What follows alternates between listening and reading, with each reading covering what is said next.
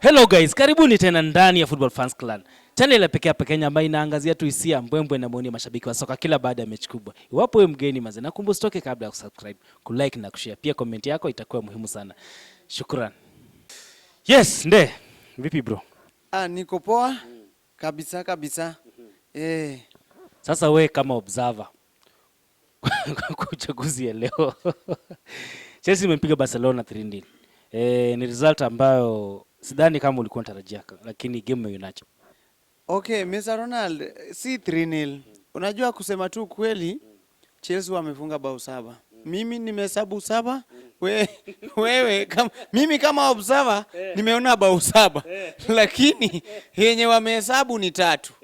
Lakini yenye niko nayo result ni 7. Sasa hii Chelsea ni kama imefuata ile mfano ya Manchester United. Ikisikia timu kubwa wanajikaza. Lakini sasa leo mimi nilikuwa nashindwa sasa ni kwa side gani juu. Ukiangalia hizi timu mbili kuna mchezaji wa Manchester United. Sasa Chelsea wamefanya kitu yenye is a warning to date 31st. Is it 30th or 30th? It's a warning to the 30th that whatever will come across near Chelsea, they will pass through. Yenda mbewa. And yani Chelsea wamecheza game nzuri. Ukiangalia Chelsea yani mentality ya players ni kitu mzuri sana. Ukiangalia system ya huyu kocha anaitwa Moresca. Leo the same tactics that he used during PSG ametumia leo. Ukiangalia kijana Reece James hajacheza kama defender.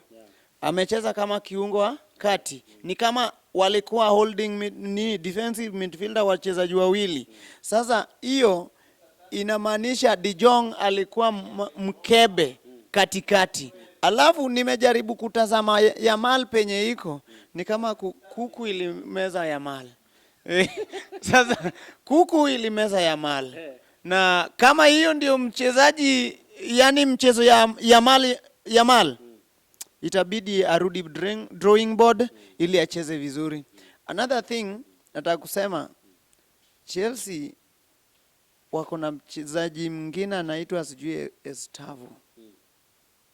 Nakwambia kama hukuona Ronaldinho, kama hukuona Kaka, kama hukuona Ronaldinho haukuona Kaka, kuja saa hii uone Estavo. Hata mimi nimeogopa kama Manchester. Yani jamaa anacheza yani ana force keeper. Shika ukufe.